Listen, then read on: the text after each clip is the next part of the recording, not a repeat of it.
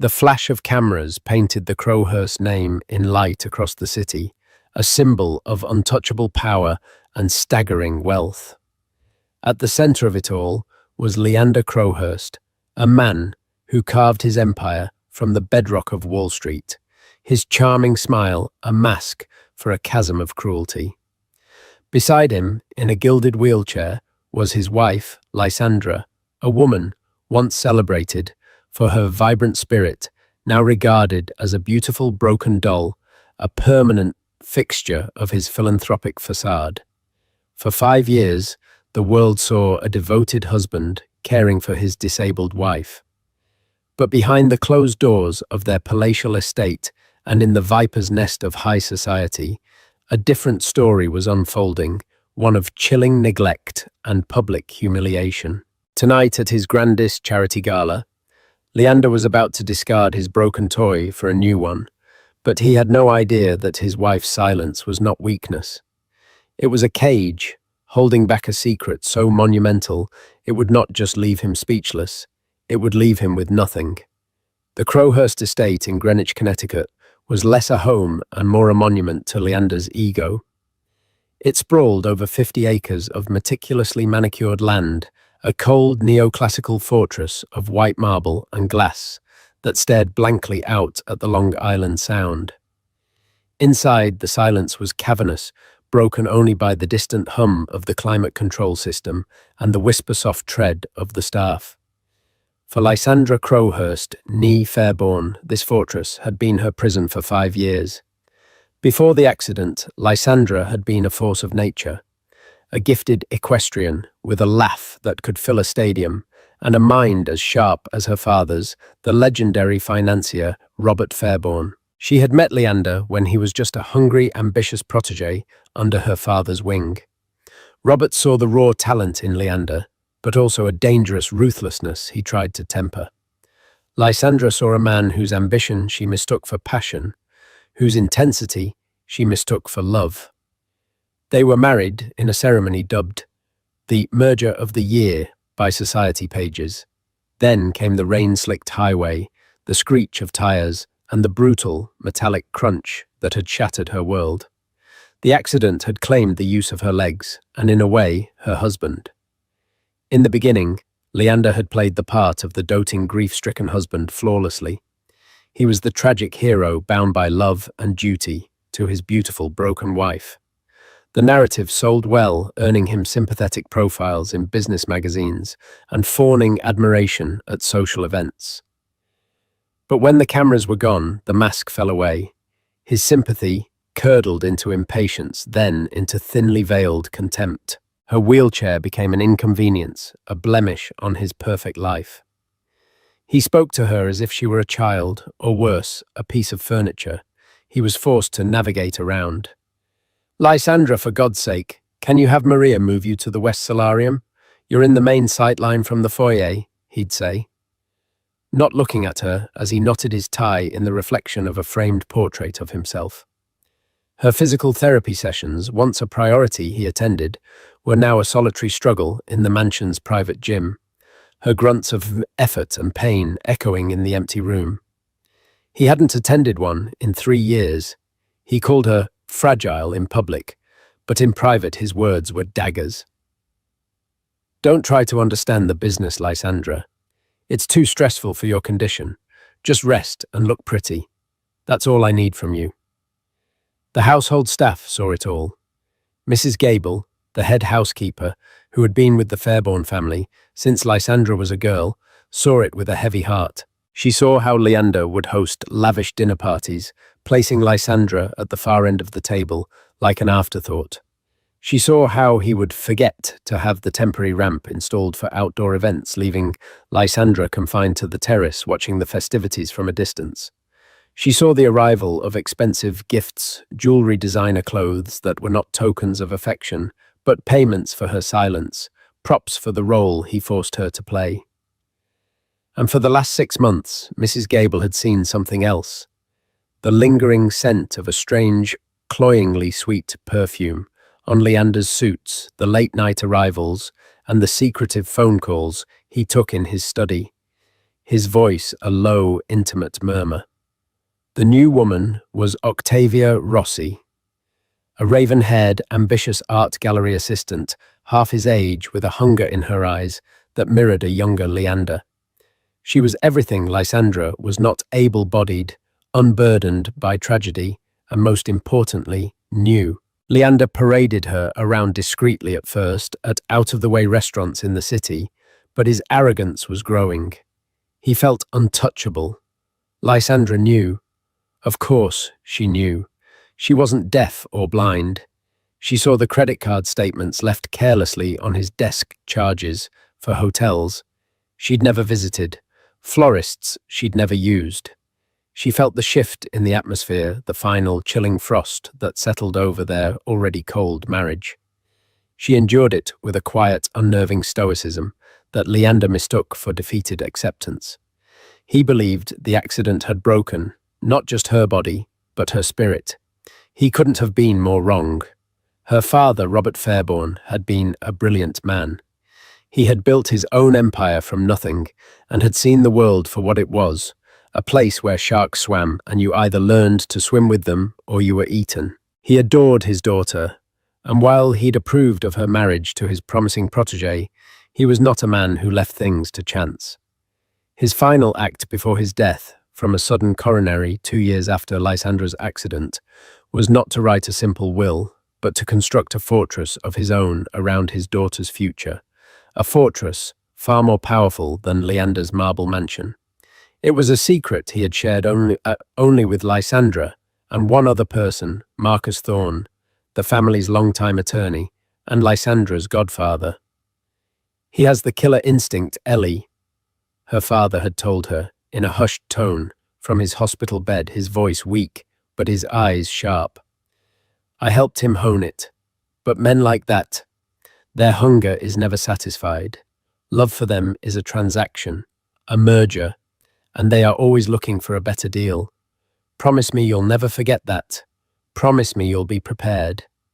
Lysandra had promised, and in the long, silent hours in her wheelchair, she hadn't been idly resting. She had been studying. With Marcus's help, she had devoured books on corporate law, finance, and market strategy. She had turned her lonely solarium into a command center, her tablet a window into the world of high-stakes finance that Leander thought was so far beyond her grasp. She tracked every stock, every merger, every whisper on Wall Street, especially those concerning Crowhurst Capital. She was not a broken doll. She was a sleeping giant.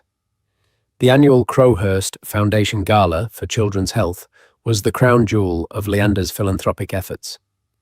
It was a night of obscene opulence disguised as charity, where billionaires and politicians gathered to write tax-deductible checks and congratulate each other on their generosity. This year, Leander had been unusually insistent about the details of Lysandra's appearance. He'd commissioned a custom gown from Oscar de la Renta, a stunning creation of silver silk that shimmered like moonlight on water. He'd even hired a top stylist to do her hair and makeup. "I want you to be the most beautiful woman in the room, darling," he'd said, his voice slick with false affection. "Tonight is a very, very important night. I have a special announcement." Lysandra looked at her reflection in the mirror as the stylist put the finishing touches on her hair. She saw the woman Leander wanted the world to see, elegant, tragic, beautiful and silent. A perfect accessory. A wave of cold certainty washed over her. She knew what was coming. The whispers she'd overheard, the smug look in Leander's eyes, the sudden boldness of his infidelity, it was all leading to this. He wasn't just going to leave her. He was going to use the grandest stage he could find to do it. He was going to humiliate her in front of the world to cement his own narrative of a man moving on from tragedy. "Mrs. Crowhurst, you look breathtaking," the young stylist gushed. Lysandra offered a small, sad smile. "Thank you, dear." Later, as Maria, her quiet and loyal caregiver, helped her into the wheelchair, Lysandra caught Mrs. Gable's eye in the hallway. The older woman's face was a mask of worry and pity. Lysandra gave a subtle, almost imperceptible shake of her head. It was a gesture that said, Don't worry. Not for me. As they descended in the glass elevator, Leander was waiting at the bottom, dressed in a custom Tom Ford tuxedo. He looked every bit the master of the universe. Ah, there she is, he boomed, his voice echoing in the marble foyer. My beautiful Lysandra, perfection. He leaned down, not to kiss her, but to adjust a fold of her gown over her legs, a proprietary gesture that was more about stage managing a prop than affection. Are you ready for the big night? I'm ready, Leander, she said, her voice even and calm. He smiled, a wide, predatory smile that didn't reach his cold blue eyes. He had no idea what she was truly ready for. He saw a lamb being led to slaughter. He was about to find out he was stepping into a cage with a lioness. The ballroom at the Pierre Hotel was a galaxy of glittering chandeliers and shimmering gowns. The air, thick with the scent of expensive perfume and blooming peonies, buzzed with the low thrum of powerful conversations. Waiters weaved through the throngs of people, their silver trays laden with champagne flutes and delicate hors d'oeuvres. This was Leander Crowhurst's court, and tonight he was king. He navigated Lysandra's wheelchair through the crowd with a practiced, performative grace, one hand resting on her shoulder.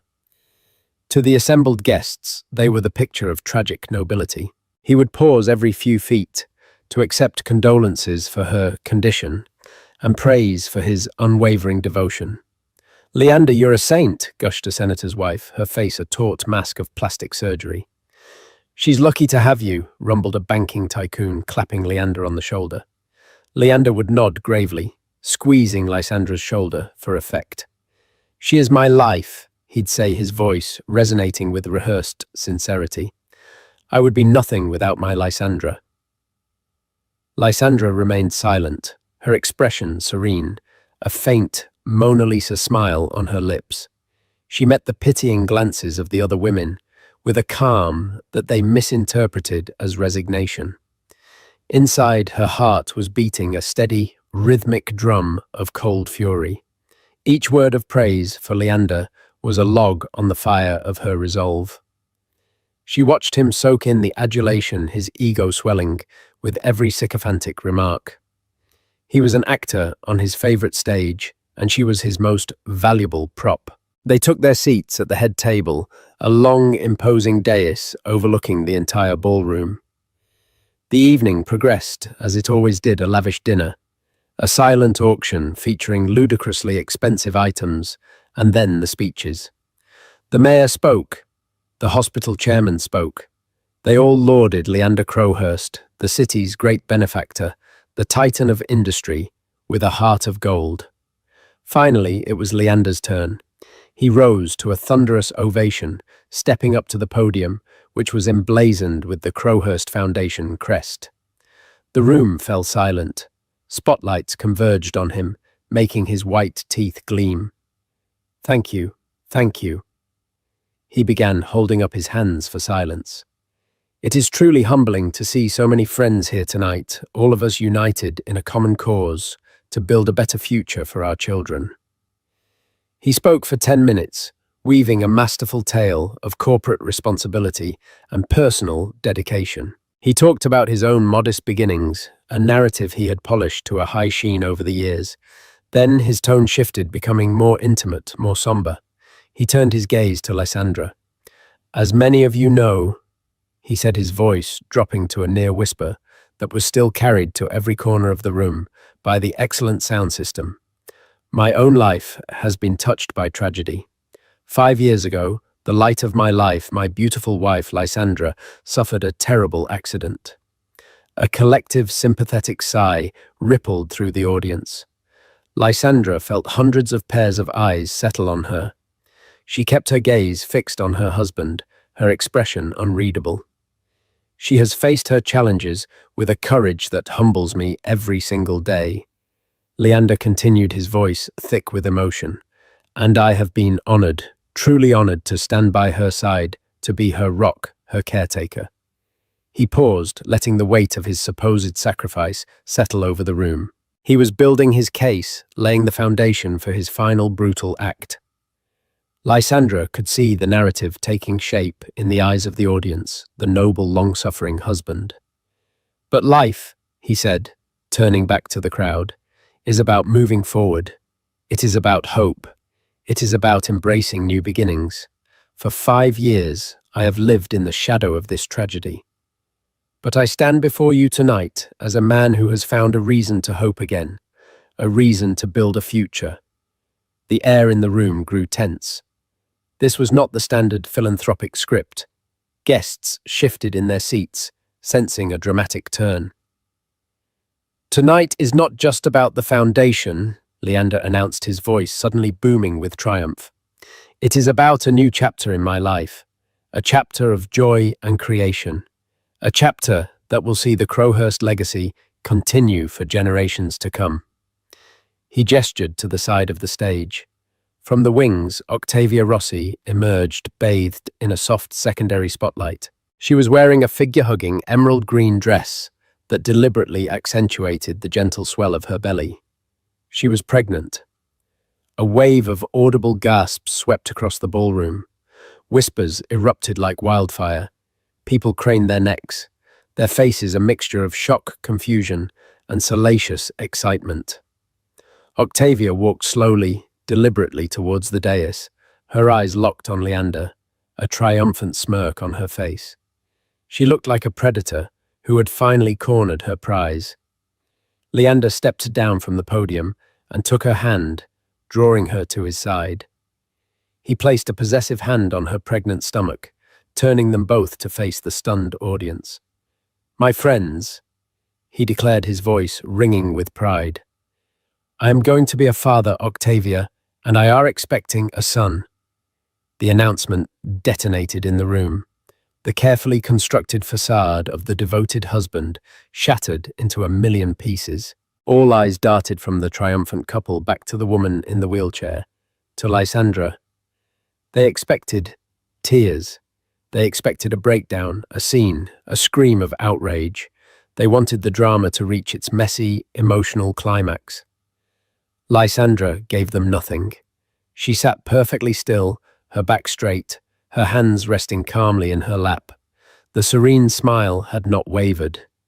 The spotlight still illuminated her silver gown, making her look ethereal, almost saintly, in the face of such a grotesque public betrayal. The contrast was stark and unsettling, Leander and his pregnant mistress beaming under the lights, a picture of fertile ambition, and the discarded wife silent, beautiful, and immobile. Leander, high on his own audacity, seemed to notice her unnatural calm. He needed her to break. Her composure was ruining the narrative. He needed to be seen as a man escaping a tragic, joyless life, not a cruel bully kicking a woman who was already down. He walked over to her, his smile tightening. He leaned down, his voice a stage whisper, meant for the front tables to hear. "Lysandra, I know this is difficult, but it is time for a new life, a real life. Octavia can give me a child, an heir. I hope in time you can find it in your heart to understand." It was the final patronizing twist of the knife. He wasn't just leaving her, he was publicly declaring her useless, incapable of fulfilling the one role his ego demanded. Lysandra finally moved. She lifted her head and looked directly into his eyes. The serene smile was gone, replaced by something he had never seen before, a look of glacial, profound pity. "Understand," she said, her voice quiet but clear, carrying in the shocked silence. "Oh, Leander, I understand more than you could possibly imagine." Then, without another word, she turned her head and looked at Mrs. Gable, who was standing anxiously by the exit as prearranged. Miss Gable nodded curtly and began to add Fairborn. Leander, momentarily confused by this unexpected exchange, was pushed aside as Maria, Lysandra's caregiver, stepped forward. Together, Mrs. Gable and Maria expertly maneuvered Lysandra's wheelchair away from the head table. They moved with a quiet dignity that commanded attention. The whispers died down as Lysandra made her slow procession through the stunned crowd. It was not the hurried, tearful escape of a victim. It was the measured, deliberate exit of a queen. The path parted before her as if by royal decree. Her silver dress shimmered, her head held high. She did not look back. Leander was left standing on the stage, Octavia's hand in his, a flicker of confusion clouding his triumphant expression. He had expected a messy, satisfying implosion. He had gotten a quiet, dignified retreat that somehow left him looking like the smaller person. The applause he had anticipated was hesitant and scattered. The celebratory mood had evaporated, replaced by a thick, uncomfortable tension. As the doors of the ballroom swung shut behind Lysandra, a reporter from the New York Post, smelling the society scandal of the decade, was already typing furiously into his phone. The headline was already forming in his mind. Leander Crowhurst had just publicly executed his marriage. He thought he had won. He thought he was free. He had no idea that he had just triggered the alarm on his own gilded prison, and the warden, holding all the keys, had just left the building. The heavy doors of the ballroom closed, muffling the chaotic buzz of the crowd behind her. The ornate, hushed corridor of the Pierre felt like a different universe. Lysandra let out a breath she hadn't realized she was holding. Her composure, the shield she had held up for the last hour, finally wavered. A single hot tear traced a path down her cheek, not of sorrow, but of pure, unadulterated rage. Maria handed her a handkerchief without a word. "Take me to the car, please," Lysandra said, her voice regaining its steel. "And Mrs. Gable, please call Marcus Thorne. Tell him it's time. Tell him to execute Operation Decimus." Mrs. Gable nodded, her face grim but resolute. She had known this day might come. She pulled out her phone and walked a few paces away, her voice low and urgent. "Decimus?" Maria asked, her brow furrowed in confusion as she pushed the wheelchair towards the private exit. Lysandra allowed herself a small grim smile. "It's Latin, from the phrase decimus fatus, the 10th fate, the one who measures the thread of life before it's cut. Leander just handed me the shears." Back in the ballroom, the atmosphere had curdled. Leander's attempt to restart the festivities fell flat. The shock had morphed into a quiet, judgmental disapproval. Even in their morally flexible world, his public cruelty was a step too far. It was one thing to have a mistress. It was another to parade her pregnant in front of your disabled wife at a charity event. It was messy. It was tacky. And in their circle, being tacky was a greater sin than being immoral. Guests began making their excuses, leaving in a steady stream. Octavia, sensing the shift, clung to Leander's arm, her triumphant smile now looking strained. "Don't worry about them, darling," she purred, though her eyes darted nervously around the emptying room. "They're just jealous. We have a real future. A family." Leander patted her hand, but his eyes were on the exit through which Lysandra had disappeared. Her composure bothered him. It was unnatural. He had expected hysterics, a satisfying validation of his decision to leave such a broken, emotional woman. Instead, her quiet dignity had somehow stolen his thunder, painting him as the villain in his own heroic narrative. "She's probably in shock," he muttered, more to himself than to Octavia. "She'll fall apart tomorrow. She has nothing, no one without me." He put on a brave face, waving to the remaining guests. "Thank you all for coming. A new era for Crowhurst." He was utterly blissfully ignorant. Lysandra did not go back to the Greenwich estate. The specially equipped van arranged by Marcus was waiting.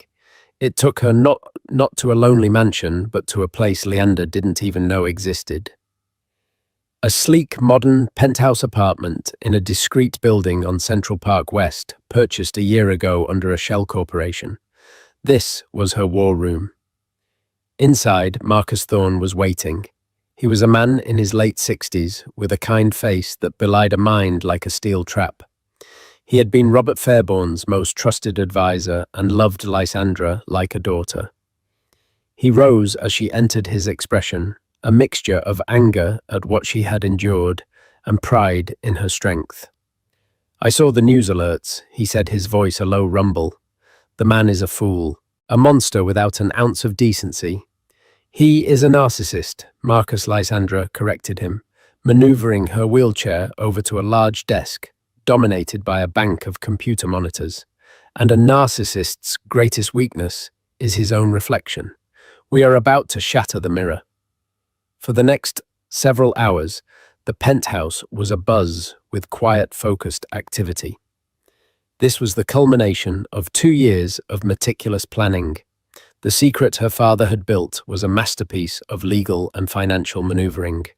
When Robert Fairbairn had mentored Leander, he hadn't just given him advice, he had given him his seed money. He had been the primary silent investor in the deal that launched Crowhurst Capital. Over the years, as the company grew, Robert never relinquished his stake. He converted it, diversified it, and crucially, kept it quiet. The shares were not held in his name, but in a series of opaque holding companies, and finally consolidated into a single unassailable blind trust, EV Holdings. When Robert died, the trust, along with its sole directorship, passed to his only child, Lysandra Fairbairn. On paper, she was a disabled housewife with a generous but finite allowance from her husband. In reality, she was the largest single shareholder in Crowhurst Capital. She owned 34% of the company, not a controlling interest on its own, but a kingmaker's stake. A stake large enough to sow chaos, to block resolutions, to lead a shareholder revolt. A stake large enough to burn the whole thing to the ground. Leander had no idea. He believed Robert Fairbairn's investment had been bought out years ago, a complex transaction Leander himself had structured. But Robert, ever the strategist, had anticipated Leander's ambition and had created a decoy. The shares Leander thought he'd bought back were a separate, smaller class of stock. The real power, the foundational A-class shares, had been siphoned off into the trust long before. Operation Decimus is live, Marcus confirmed, looking up from his encrypted laptop. The first phase is informational. I've just leaked the details of the gala, the speech, the mistress, the public humiliation, along with select quotes from anonymous guests expressing their disgust to a curated list of financial journalists and influential market bloggers. We're not just making this a society scandal, we're making it a story about character and leadership. Lysandra nodded her eyes on a screen, displaying the pre-market trading data for Crowhurst Capital, ticker BBBC. Character is currency on the street, Marcus. We're about to devalue Leander's significantly. The second phase was more direct. For the past year, Lysandra, through Marcus, had been using the considerable dividends from her hidden holdings to quietly acquire additional shares on the open market through various brokers. She'd also been forming a silent coalition. She had identified other major shareholders who were unhappy with Leander's increasingly arrogant and reckless leadership style, his focus on vanity projects, and his dismissal of the board's more cautious members. One such shareholder was Julian Croft, head of a rival investment firm, and a man Leander had publicly embarrassed a year prior. Marcus had already been in contact with Croft's people. Julian is on board, he said. He's been waiting for an opportunity to get his own back at Leander. With his 12% stake and our 34%, we form a voting bloc of 46%. We only need to sway one more board member. That will be Eleanor Finch, Lysandra said, without hesitation. She controls 6 through the pension fund she manages. She's a pragmatist. She worships stability and fiduciary duty. The news of Leander's recklessness, combined with a sudden unexplained drop in stock value, will make her very nervous. We'll offer her stability. We'll offer her a new CEO. The sun was beginning to rise over Central Park, casting long shadows across the city. The first wave of their attack was about to hit the market. In his Greenwich mansion, Leander finally fell into a restless sleep. Octavia curled up beside him. He dreamt of ringing bells, not wedding bells, but the frantic, clanging opening bell of the New York Stock Exchange. He awoke to his phone, buzzing violently on the nightstand. It was his CFO, David Chen. "What is it?" David Leander growled, his head pounding. "Leander, you need to see this. The stock is tanking." Leander sat bolt upright. What? What are you talking about? Pre-market looked fine. That was an hour ago. It just opened and we've plunged. We're down 12% already. The markets are reacting to a story that broke overnight. Several stories, actually. They're everywhere. Bloomberg, Wall Street Journal, online blogs. It's about the gala, about you, Lysandra, and the announcement. They're calling it a crisis of leadership, questioning your judgment, your stability. Leander's blood ran cold. It's society gossip. Who gives a damn? Wall Street does, apparently. David's voice was frantic. They're seeing a pattern of erratic, impulsive behavior. The optics are catastrophic. They're selling Leander. Everyone is selling. Leander leapt out of bed and rushed to his office. Octavia's sleepy, "What's wrong?" baby trailing behind him. He pulled up the ticker on his screen. BWC was a waterfall of red. Millions of dollars of his net worth were evaporating every second. Then a new alert flashed. Breaking Crowhurst Capital's planned acquisition of Argentum Innovations is facing an unexpected shareholder challenge. "David, what the hell is this about Argentum?" he roared into the phone. "I don't know." "A major shareholder block has filed an injunction demanding a full review. They claim you overvalued Argentum and that it's a vanity project. The motion was filed this morning by a law firm representing a holding company I've never heard of, EV Holdings." Leander stared at the screen, a feeling of profound dread creeping into his soul. This was not random market panic. This was a coordinated attack. The timing, the precision, the use of the media, it was too perfect. Who was EV Holdings? He tried to think, but his mind was reeling. He had made enemies, of course. Julian Croft, maybe? But this felt different, more personal. The leak about the gala. It was too detailed, too intimate. It had to have come from someone who was there, someone close to the situation. His mind raced, but it never once landed on the silent woman in the wheelchair he had cast aside just hours before. He couldn't conceive of it. In his world, Lysandra Fairborn was a casualty, a footnote in his grand story. He had no idea that she was the author of his final chapter. The assault on Crowhurst Capital was relentless and brutally efficient. It was a multi-front war, and Leander, for the first time in his life, was completely on the defensive. The story of the gala, seeded by Marcus Thorne's perfectly targeted leaks, had metastasized from a society scandal into a full-blown corporate governance crisis. The narrative was no longer about a messy divorce. It was about the unstable, erratic judgment of a CEO. Financial news outlets, smelling blood, ran deep-dive articles questioning Leander's recent business decisions, framing them as reckless gambles by a man blinded by ego. In her Central Park war room, Lysandra watched it all unfold with the calm focus of a chess master. She was no longer the tragic victim.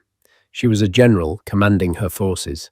The Argentum injunction was the first shot across the bow, Marcus reported, pointing to a chart on the screen. It's created uncertainty, and the market hates uncertainty. Now, for the second wave. The second wave was a proxy fight. Through EV Holdings, Lysandra formally challenged the existing board of directors, proposing an alternative slate of candidates. This was a direct declaration of war. She nominated respected independent industry veterans, including the formidable Eleanor Finch, to whom she had secretly offered the position of chairwoman. Julian Croft's firm publicly backed her proposed slate, their combined 46% stake, making the challenge terrifyingly real. The news sent another shockwave through the financial community. BC stock, which had stabilized after the initial plunge, began another steep nosedive. It was now down nearly 25% from its value before the gala. Leander was in a state of perpetual rage. His office at Crowhurst Capital, once a serene sanctuary of power, was now a pressure cooker. He screamed at his lawyers, his traders, his team. "Find out who the hell EV Holdings is," he bellowed during a conference call, pacing like a caged animal. I want a name. I want to know who is behind this. Is it Croft? Is it some foreign fund? I want to know whose throat to slit. But Lysandra and her father had built the fortress well. Eve Holdings was registered in Delaware, shielded by layers of corporate anonymity and represented by the ironclad discretion of Marcus Thorne's law firm. Every legal inquiry hit a brick wall. The pressure began to fracture Leander's new life before it had even truly begun. Octavia, who had imagined a life of serene luxury and social triumph, found herself living with a paranoid, raging tyrant.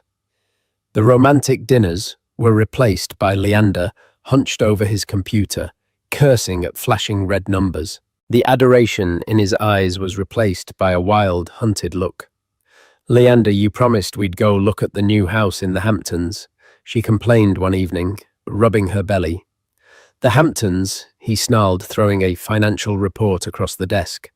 "I'm losing $100 million a day, and you're talking about beach houses. Do you have any idea what's happening?" "Well, it's not my fault," she retorted, her voice rising. "This is what you wanted. You said getting rid of her would solve everything. It was supposed to."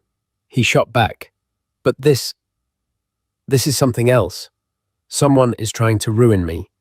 And it started the night I announced we were together."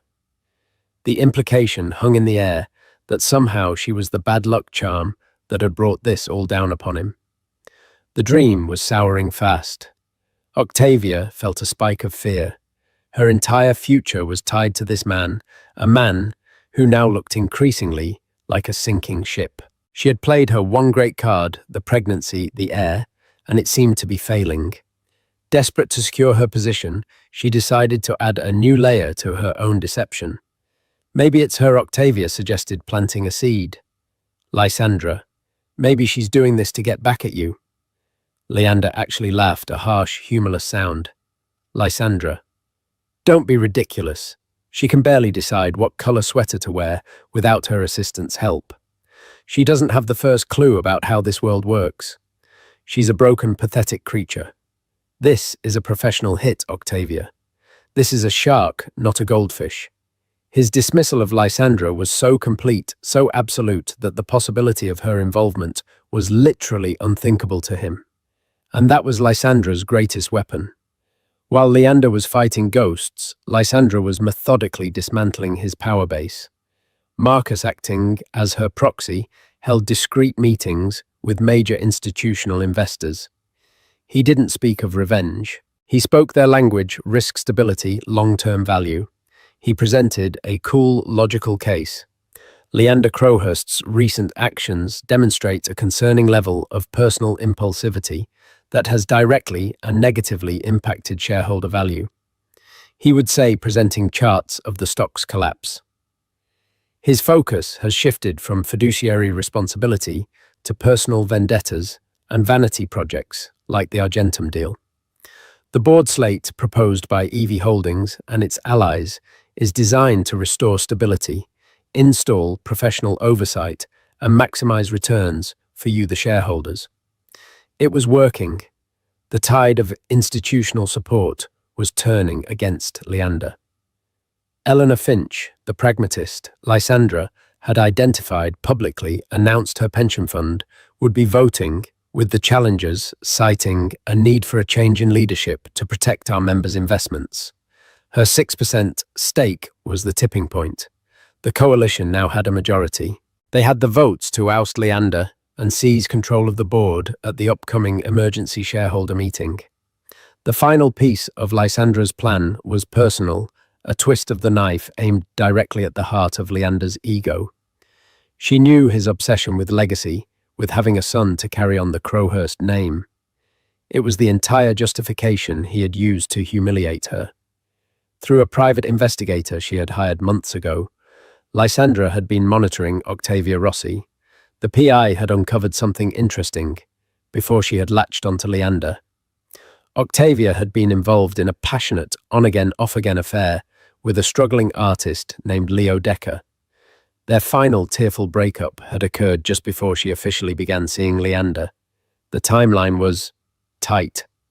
Lysandra had no interest in exposing Octavia for sport, but she knew that Leander's belief in his heir was the one thing giving him strength, the one pillar of his ego that was still standing amidst the corporate rubble.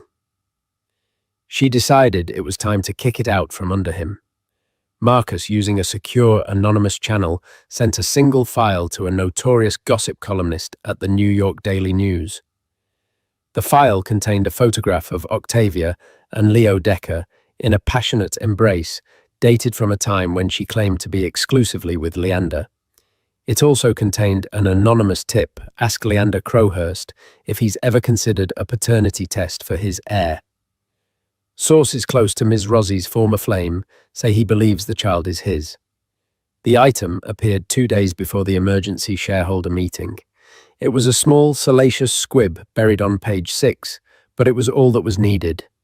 Leander's secretary, loyal to him for years, but horrified by his treatment of Lysandra, accidentally left the paper open to that page on his desk. Leander saw it when he returned from another disastrous meeting with his bankers. The words leapt off the page. Paternity test. Former flame. Believes the child is his. The world seemed to tilt on its axis. The one pure victory he had claimed, the one thing that made all this chaos worthwhile. His son, his legacy, was suddenly tainted, questioned. He stormed out of his office and drove home to Greenwich at a reckless speed. He found Octavia in the nursery they had been designing, looking at paint swatches. Leander, you're home early. I was thinking a nice soft blue, or maybe He threw the newspaper down on the changing table. What is this? He demanded, his voice dangerously quiet.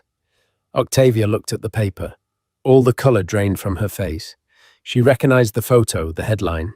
She stammered, It's lies, tabloid trash. You know how they are. Is it a lie? Octavia, Leander's eyes were boring into her, cold and analytical.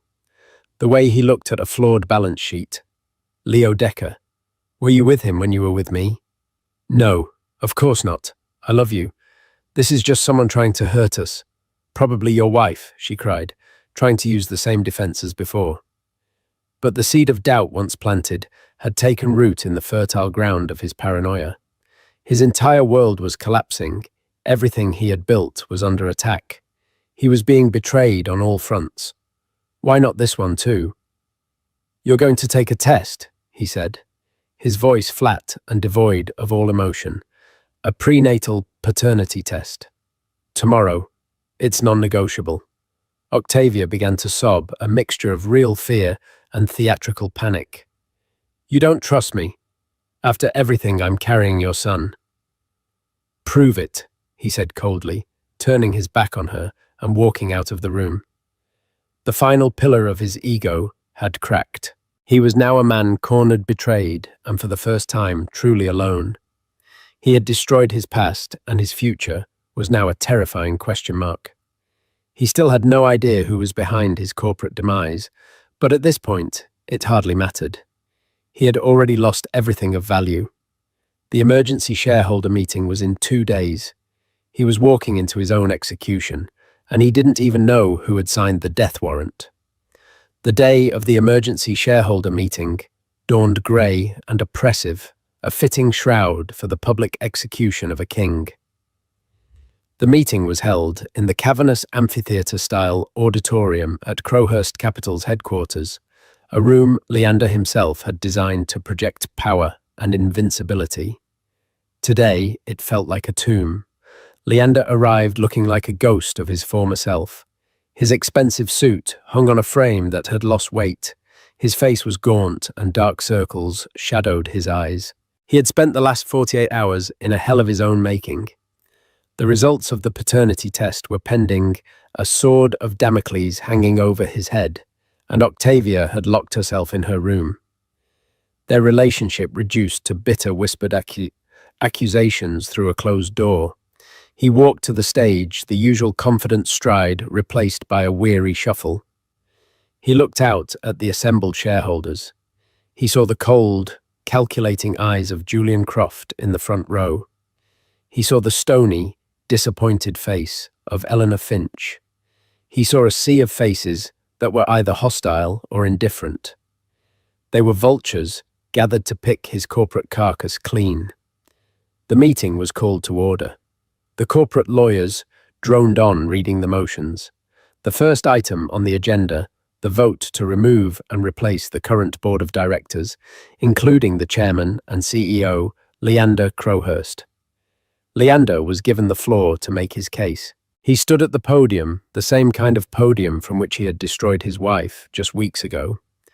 He tried to summon his old charisma, his old fire. Members of the board, esteemed shareholders. He began his voice hoarse. You are being deceived.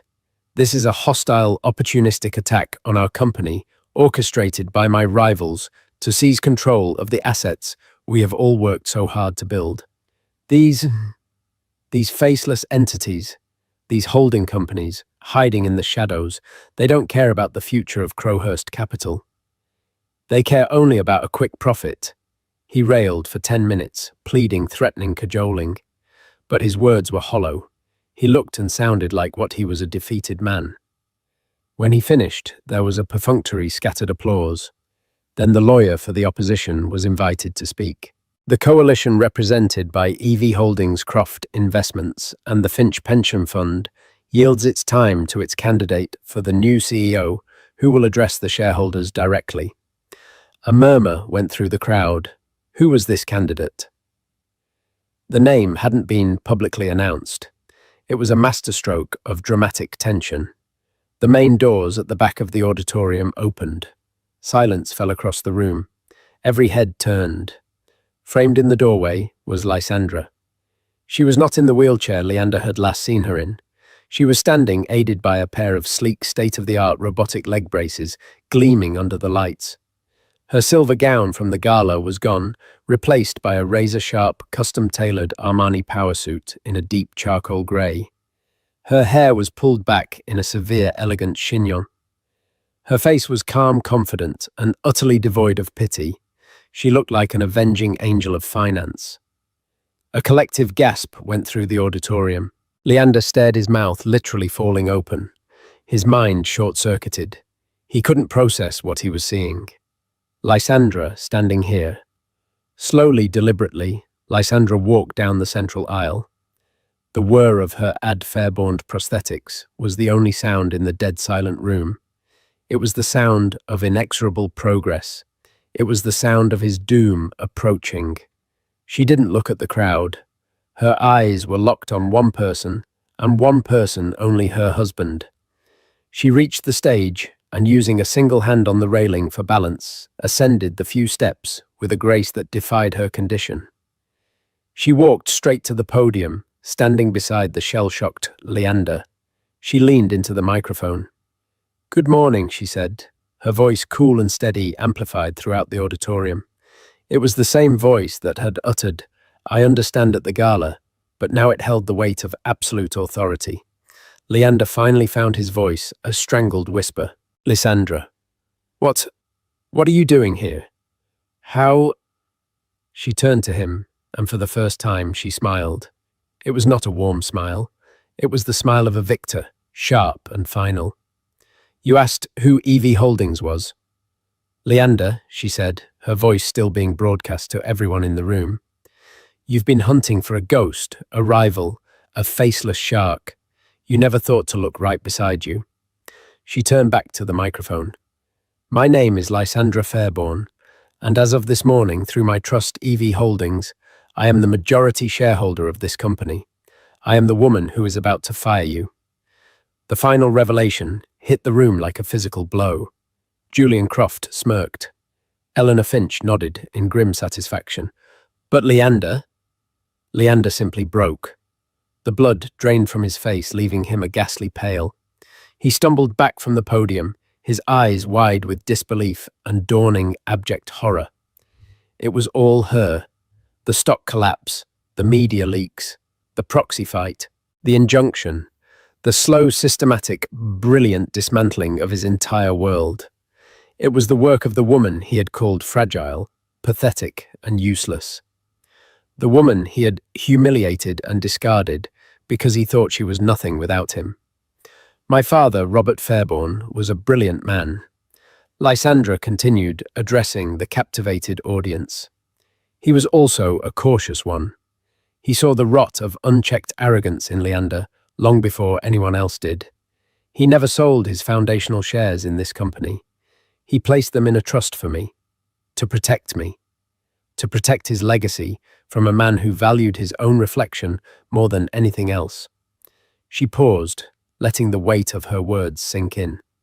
For 5 years, I have watched this man take my father's legacy and twist it into a monument to his own ego.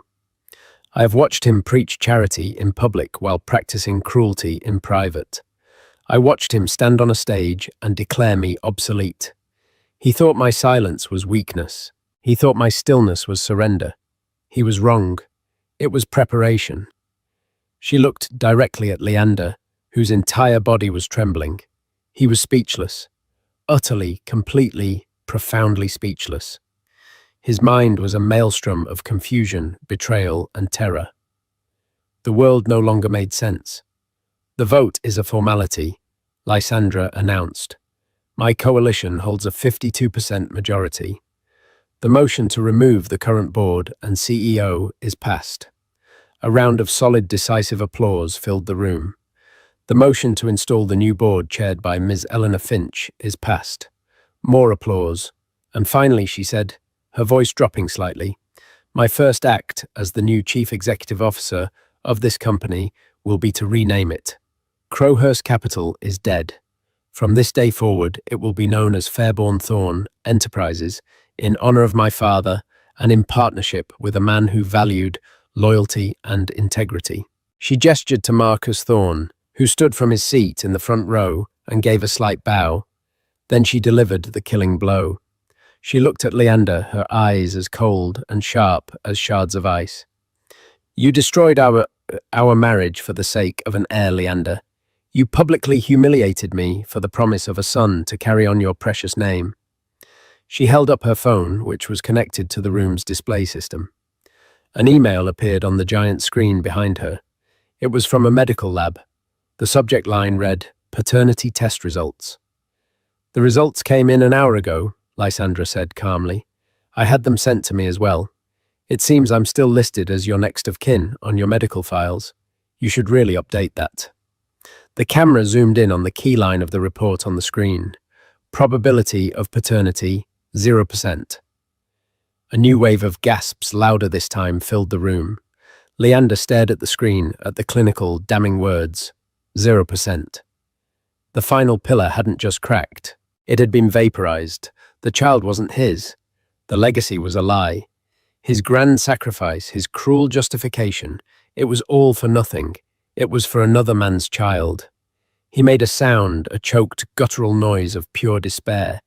He had lost his company. He had lost his reputation. He had lost his name. He had lost his fabricated future. He had nothing left. Lysandra switched off the display. She looked at the broken man before her, no longer a titan, but a pathetic, hollowed-out shell. She felt no triumph, no joy, only a quiet, final sense of closure. Security, she said into the microphone, her voice firm. Please escort Mr. Crowhurst from the building. He is no longer employed here. 2 uniformed guards moved towards the stage. Leander didn't resist. He was catatonic, a man in a waking nightmare. As they led him away past the staring, silent faces, he was the one who looked fragile. He was the one who was broken. And the woman he had tried to destroy stood tall at the center of his former empire, the undisputed queen of the board. The fallout from Leander Crowhurst's dethronement was absolute. The story of the spurned wife turned corporate queen became legend, and Leander, stripped of his company and his dignity, became a social pariah. He vanished into a shamed obscurity, his empire and his fabricated legacy crumbling to dust. Octavia Rossi disappeared just as quickly, her dreams of a life of luxury ending in a quiet retreat from the city, her tale a cautionary whisper among those who chase fortune. As their world collapsed, Lysandra's was just beginning. She poured her energy into Fairborn Thorn Enterprises with a visionary's focus. The company, freed from the shackles of Leander's ego, thrived under her leadership, climbing to historic new heights. Lysandra herself was transformed in the public eye from a tragic figure into a powerhouse. In a landmark interview, she reframed her narrative for the world. For years, my disability was seen as a weakness. She stated, her state-of-the-art leg braces visible beneath her desk. What my predecessor failed to understand is that my experience didn't diminish me. It gave me a different perspective. It taught me resilience. I'm a better CEO, not in spite of my disability, but because of what it has taught me. She backed these words with monumental action, establishing the Fairborn Foundation for Adaptive Technology. It was a multi-billion-dollar initiative to fund and develop affordable cutting-edge mobility devices for those in need, ensuring others had the same chance at independence she did. The cold Greenwich mansion was sold, its ghosts exorcised. Lysandra found peace in her Central Park penthouse, creating a home filled with warmth and life. A year later, her lawyer, Marcus Thorne, informed her that Octavia had given birth to a boy and was raising him with his biological father. Without hesitation, Lysandra established an anonymous educational trust for the child. He is innocent in all of this, she said simply, an act of grace that defined her character. Lysandra Fairborn never remarried. She found fulfillment not in a partner, but in her purpose. She had been publicly broken, but had refused to be defeated. Instead, she had built a new, better world on the ruins of the one that wronged her, forging a legacy, not of revenge, but of resilience and hope. Lysandra's journey is a powerful reminder that true strength isn't always visible. Her husband saw a disabled wife and assumed she was weak, never realizing that her silence was a sign of immense resilience and brilliant strategy. Her story proves that real power lies not in wealth or status, but in the unbreakable courage to defy expectations and write your own triumphant ending. If Lysandra's incredible comeback resonated with you, please show your support with a thumbs up and share this story of ultimate justice. What part shocked you the most? Let us know in the comments below. For more gripping stories of vindication and empowerment, make sure you subscribe to our channel and hit the notification bell so you never miss what's next. Thank you for watching.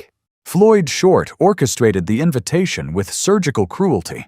To him, his ex-wife Maria was a forgotten mistake, a woman from the barrio he'd once tried to fix before callously tossing her aside. He pictured her arriving at his opulent wedding, looking exactly as he'd left her 10 years prior. Pregnant, penniless, and broken. It was meant to be his final, public triumph, a testament to his superior choices. But Floyd made a fatal error in judgment. He assumed the woman he had branded nothing had remained nothing. He had no idea that from the ashes of his betrayal, Maria had forged an empire, and he certainly didn't know she was bringing his twin sons to witness his carefully constructed world shatter. The pregnancy test trembled in Maria Saavedra's hands as she stared at the 2 pink lines that would change everything. After 3 years of marriage and 2 years of trying to conceive, she was finally carrying Floyd's child. Her heart raced with pure joy as she imagined his reaction to the news. She had planned this moment with meticulous care. Floyd's favorite dinner was warming in the oven, ribeye steaks from the expensive butcher shop he preferred, paired with the 1995 Bordeaux they'd been saving since their honeymoon. Candles flickered on their dining room table, casting warm light over the penthouse apartment they'd shared for 2 years. Rose petals formed a heart shape around his place setting, and she'd even wrapped a tiny pair of baby shoes to present, alongside the test. At 26, Maria still felt incredibly lucky to be married to Floyd Short. When they'd met at that charity auction 4 years ago, she'd been a community college student working as a caterer's assistant. He was the most successful man who'd ever noticed her. Harvard-educated, owner of a thriving real estate development company and devastatingly handsome in his tailored suits. Their whirlwind courtship had felt like a fairy tale. Expensive restaurants, weekend trips to his family's lake house, and a proposal that had literally taken her breath away. Tonight, she would tell him they were going to be parents, and their story would reach its perfect conclusion. The sound of Floyd's key in the lock made her pulse quicken with anticipation. She quickly tucked the pregnancy test behind her back, wanting to savor the moment when she saw joy spread across his handsome face. "Floyd, honey," she called out, practically vibrating with excitement. "I have the most incredible news to share with you." But the man who walked through the door wasn't the loving husband she expected. Floyd's short 6-foot frame filled the doorway, his expensive Italian suit soaked from the October rain. But it was his expression that stopped her cold. His dark eyes, usually warm when they looked at her, were now frigid as winter stones. There was something different about him tonight, something cruel and distant she'd never seen before. "Pack your things, Maria." His voice was flat, emotionless. "I want you out of here by tomorrow morning." The pregnancy test slipped from Maria's numb fingers. It clattered onto the hardwood floor with a sound that seemed to echo in the sudden, devastating silence. "What did you just say?" Her voice came out as barely a whisper. Floyd stepped over the fallen test without even glancing down. His movements were sharp and deliberate as he loosened his silk tie, the burgundy one she'd given him for their second anniversary. "You heard me perfectly well, Maria. This charade is over. I'm done pretending, and I'm definitely done with you." Maria's legs felt unsteady beneath her. The romantic dinner, the candles, the rose petals, everything seemed to mock her now. "Floyd, please, there's something important I need to tell you. Nothing you could possibly say matters anymore." He brushed past her toward their bedroom, his shoulder knocking against hers with deliberate coldness. "I found someone who actually deserves to be with a successful man like me. Someone who isn't." He paused at the bedroom doorway, turning to look at her with undisguised disgust. "Someone who isn't beneath me." Each word was carefully chosen to wound. Maria pressed her hand to her chest, struggling to breathe as the room seemed to spin. "Beneath you? Floyd, we're married. We took vows in front of your family, my family. We promised to love each other through everything." His laughter was sharp and bitter. "Vows? To you?" Floyd began throwing his clothes into expensive leather luggage, each movement aggressive and dismissive. "Maria, look at yourself. Really look. You come from the barrio. Your family works in factories and cleans houses for a living. You barely finished community college with a degree that means nothing in the real world." These were things he'd once claimed to love about her: her authentic background, her humble family, her down-to-earth nature. Now, they were weapons in his hands. "But you said you loved me exactly as I am," Maria whispered. "You said my family was warm and real, unlike the cold people in your social circle. You said none of that other stuff mattered." "I lied." Floyd's voice was flat, emotionless. "I was young and thought maybe I could make something out of you, clean you up, teach you how to act around important people. But you can't polish trash, can you, Maria?" Maria sank onto their king-sized bed, the bed where they'd made love just 3 nights ago, where he'd whispered promises about their future together. "How can you say these things to me? This isn't you, Floyd. This isn't the man I fell in love with. This is exactly who I am." Floyd spun around, his face twisted with something that looked like hatred. "I'm being honest for the first time in this entire relationship. You want to know what's cruel? Being trapped with someone who will never be good enough. Having to pretend that you belong in my world when everyone at my office whispers about how I married down." Summoning every ounce of courage she had left, Maria picked up the pregnancy test from the floor with shaking hands. Maybe this would change everything. Maybe when he knew about the baby, the man she'd fallen in love with would return. "I'm pregnant, Floyd. We're going to have a baby." Floyd stopped packing. For one brief, desperate moment, Maria thought she saw something flicker in his eyes. Surprise, maybe even a hint of the man she'd married. But when he spoke, his voice was even colder than before. "Not my problem." The words hit her like a physical blow. "What do you mean, not your problem? This is your child, our child." "My child?" Floyd's laugh was vicious, cutting. "With you? I seriously doubt it's even mine.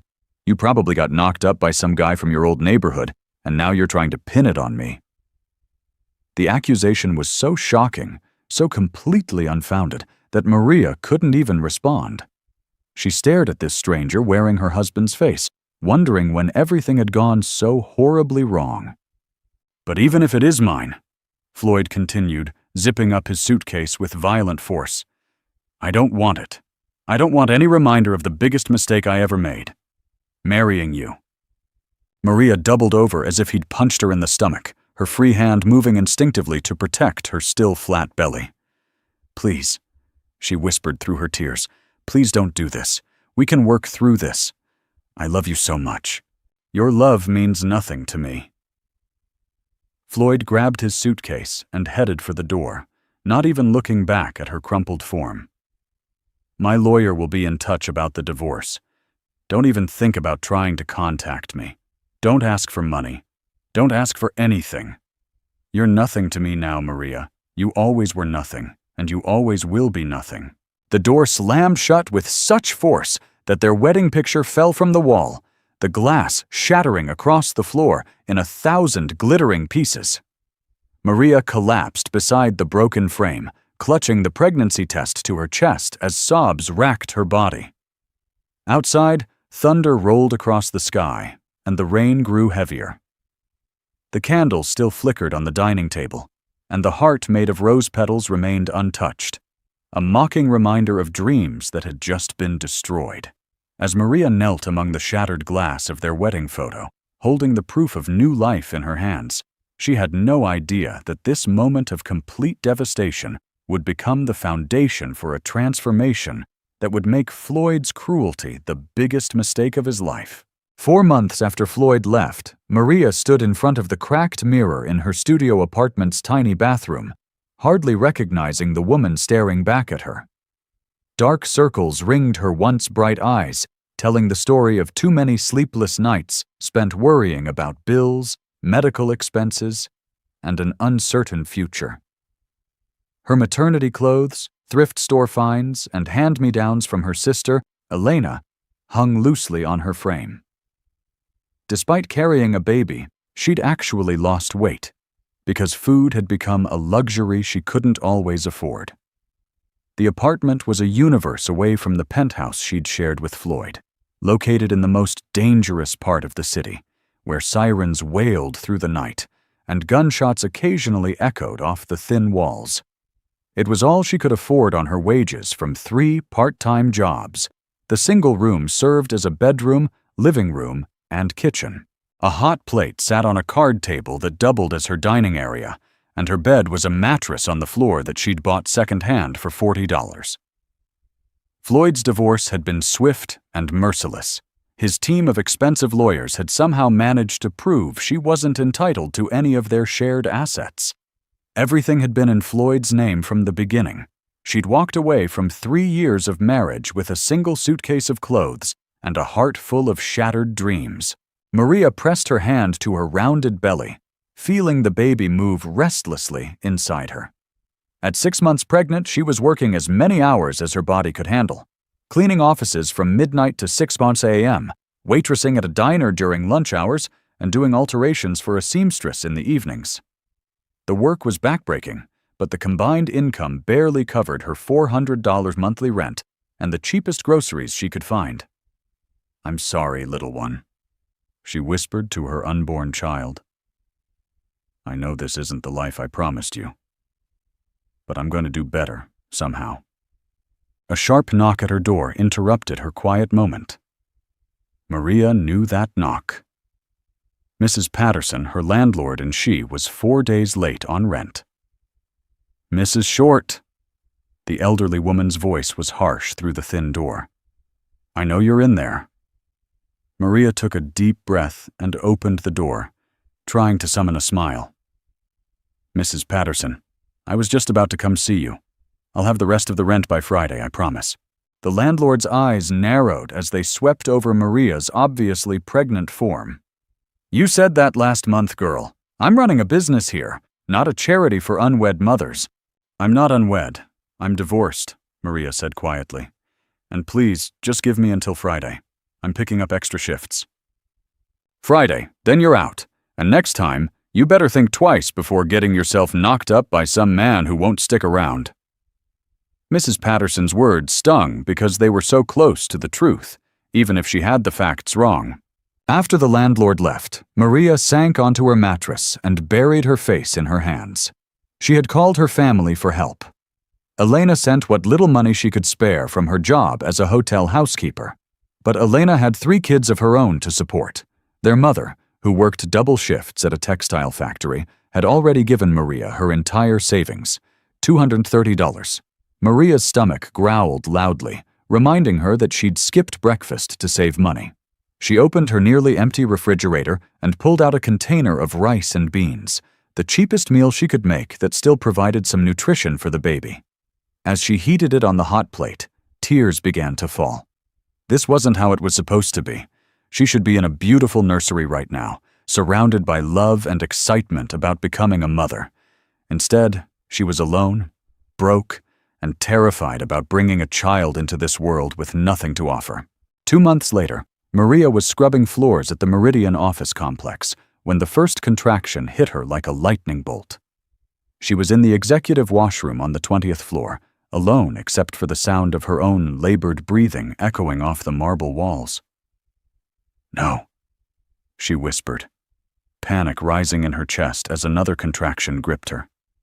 "Please, not yet, it's too early." She was only 34 weeks pregnant. The baby wasn't supposed to come for another month and a half. But the contractions kept coming, faster and stronger with each wave. Maria managed to call Elena from the office phone, her voice shaking with fear and pain. "Elena, something's wrong. The baby's coming and I'm at work." "Stay exactly where you are, Mika." Elena's voice was fierce with protective love. "I'm calling an ambulance and coming to get you right now." The paramedics found Maria collapsed in the hallway outside the washroom, clutching her belly as another contraction tore through her. "Ma'am, how far along are you?" the EMT asked as they lifted her onto a gurney. 34 weeks, Maria gasped. "But there's something else. I think there might be 2 babies." The ride to County General Hospital was a blur of sirens and pain. Elena met them at the emergency room, her face pale with worry as she ran alongside Maria's gurney. "The babies," Maria gasped, reaching for her sister's hand. "Elena, what if something's wrong with them? What if they're not okay?" "They're going to be fine," Elena said firmly, though Maria could see the fear in her eyes. "You're going to be fine. We're going to get through this together." The emergency room was chaos. Gunshot victims, overdoses, and families crying in languages Maria didn't recognize. It took Elena arguing with 3 different nurses before they finally took Maria back to a delivery room. "Twins," confirmed Dr. Williams, a tired-looking resident who couldn't have been much older than Maria herself. "And they're coming whether we're ready or not. Are you prepared to be a mother of 2? Maria wanted to laugh at the absurdity of the question. Prepared? She had no insurance, no money for hospital bills, no nursery waiting at home. She had nothing except a fierce love for these babies she hadn't even met yet. But as the next contraction hit, she realized that preparation was a luxury she couldn't afford. Ready or not, her children were coming into the world tonight. 14 hours later, at 3:47 a.m. on a cold February morning, Diego Miguel Saavedra entered the world, screaming at the top of his lungs as if announcing his intention to fight for everything life had to offer. 2 minutes later, his brother, Carlos Antonio, followed, more quietly, but Maria could see the same determination in his dark eyes. "They're beautiful, Mika," Elena whispered, tears streaming down her face as she looked at her nephews. "Look at them. They're perfect." Maria held her sons for the first time, one in each arm, and felt something shift deep inside her chest. They were so small. Diego barely 5.2 pounds, Carlos just over 5. But they were fighters. Diego had Floyd's strong jaw and commanding presence, even as a newborn, while Carlos had inherited Maria's gentler features, but with an unmistakable strength in his tiny grip. "I'm sorry," she whispered to them as they slept in her arms. "I'm sorry I can't give you everything you deserve right now, but I promise you this. I will never give up. I will never stop fighting for you. You deserve so much more than this. And somehow, some way, I'm going to make sure you get it." Elena squeezed Maria's shoulder gently. "What are you going to do about Floyd? I mean, those are his sons. He should know." Maria's voice was firm despite her exhaustion. "He made his choice when he called me nothing and walked away. These beautiful boys are not nothing, and they don't need a father who would see them as burdens instead of blessings." "But the money, Maria! You can't raise 2 babies alone with no help." Maria looked down at Diego and Carlos, both sleeping peacefully, despite being born into poverty and uncertainty. "I won't be alone. I have them, and they have me. We're a family now. That's what matters."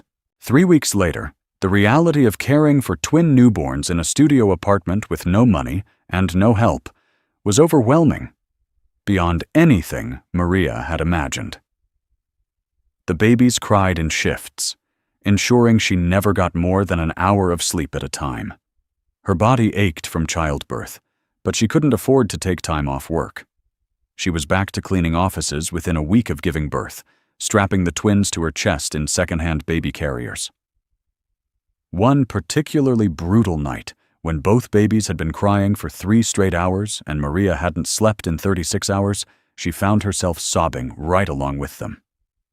She was sitting on the floor of her apartment at 2 a.m., a baby in each arm, wondering if she was strong enough for this impossible task.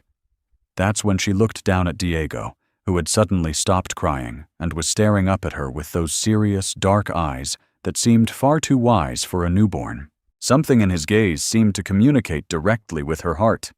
"We are counting on you, Mama. Don't give up on us." "You're right," she whispered to him. Then looked at Carlos, who was also watching her intently with Floyd's dark eyes, but her own gentle expression. "You're both right. I can't fall apart. You two are the best things that ever happened to me, and I'm going to prove to the world and to myself that we don't need anybody else."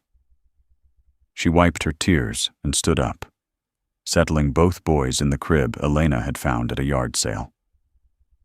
"Starting tomorrow, we begin again. I don't know how yet, but I promise you both, your mama is going to be somebody, and you're going to grow up knowing that you can be anything you want to be, no matter where you come from." As if they understood, both babies settled down and fell asleep. Maria stood over their crib for a long time, watching them breathe, and felt something she hadn't experienced since the night Floyd left her. Hope. It was just a tiny spark, barely alive after months of despair. But it was there, growing stronger as she watched her sons sleep. She had no money, no husband, no support system beyond her overworked family. But she had something Floyd would never understand. She had love, and she had a determination that had been forged in the fire of absolute necessity. "Floyd Short," she whispered into the darkness. "Wherever you are, with your perfect new life, you have no idea what you threw away. But someday, I'm going to show you. I'm going to show you that these boys and I are worth more than you ever imagined." Outside her window, the first hints of dawn were beginning to touch the sky. Maria sat down in the broken recliner Elena had found for her and closed her eyes for a few minutes of rest before the boys woke up again. She didn't know it yet, but this was the night everything began to change. This was the night Maria Saavedra stopped being a victim and started becoming the woman who would one day show Floyd Short the true meaning of regret. 5 years after the twins were born, Maria wiped flour from her hands and glanced at the kitchen clock. 4:30 a.m. In the small backyard of their rented 2-bedroom house, she could see Diego and Carlos sleeping peacefully in the room they shared, surrounded by the scent of fresh tamales, pozole, and tres leches cake that would feed the Martinez family reunion later today. The kitchen counter was covered with aluminum containers, 50 dozen tamales, 3 gallons of pozole, 2 dozen enchilada casseroles, and 5 cakes. This single catering order would bring in $800, more than she used to make in a month during those desperate early days. What had started as pure survival had evolved into something unexpected. During the twins' first year, when Maria was working 3 jobs just to keep their tiny apartment, she'd begun cooking extra portions of her grandmother's recipes and selling them to co-workers. Her supervisor at the office cleaning company, Mrs. Rodriguez, had been the first to pay her $20 for a tray of homemade tamales. "Maria, these are better than my own mother's," Mrs. Rodriguez had said. "Can you make them for my daughter's quinceañera?" That quinceañera, 30 guests, a $150 total payment, had been Maria's first real catering job. Word spread through the Latino community faster than she'd expected. Within 6 months, she was getting calls every weekend. Within a year, she'd saved enough to quit 2 of her 3 jobs and focus on building what she'd started calling Maria's Kitchen. Now, at 28, Maria had clients booked 3 months in advance.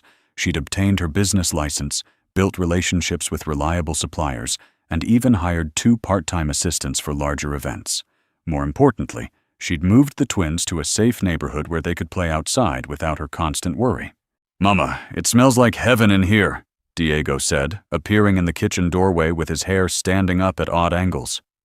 At 5 years old, he was already showing signs of the natural leadership that would define him, always the first to wake up, always checking on his quieter brother, Carlos. "Good morning, mijo. Did we wake you up?" "Carlos is still sleeping, but I wanted to help." Diego climbed onto the step stool Maria had bought him and began carefully arranging napkins in the delivery boxes. Even at 5, he understood that this work was important, that it was how they'd built their new life. The transformation hadn't been easy. It had required 18-hour days, learning business skills through library books and community college night courses, and more exhaustion than Maria had known was possible. But every sacrifice had been worth it to see her sons thriving. Carlos appeared in the doorway, quieter and more observant than his brother. "Mama, are we rich now?" The question made Maria smile. "We are not rich, sweetheart, but we're secure. We have enough. And more importantly, we have each other." "Mrs. Henderson at daycare says you're an entrepreneur." Maria replied, "That means someone who builds their own business." "Like a boss?" Diego asked, his eyes lighting up. "Exactly like a boss. Your mama is the boss of her own company now." Later that morning, after delivering the Martinez order, Maria drove to her appointment with Rosa Castillo, who wanted to hire her for what could be her biggest contract yet, a wedding for 200 guests with a budget of $5,000. The Castillo family lived in Riverside Hills, the wealthy neighborhood where Maria had once lived with Floyd. As she parked her used Honda in the circular driveway, she felt a familiar flutter of nerves. These consultations with affluent clients still reminded her of the world she'd briefly inhabited, a world of marble floors, crystal chandeliers, and people who measured worth by appearances. But Maria was different now. She wore her best business suit, not expensive but clean and professional, and carried herself with the confidence of someone who'd built something real with her own hands. Mrs. Castillo greeted her at the door, an elegant woman in her 50s who managed to be both wealthy and genuinely warm. "Ms. Saavedra, please come in. I've heard wonderful things about your work." They sat in a living room that was bigger than Maria's entire house, discussing menu options and logistics. Maria had learned to navigate these conversations with professional confidence, never intimidated, but always respectful. "Your references are exceptional," Mrs. Castillo said, reviewing the portfolio Maria had prepared. "The Hernandez anniversary party, the Torres quinceañera.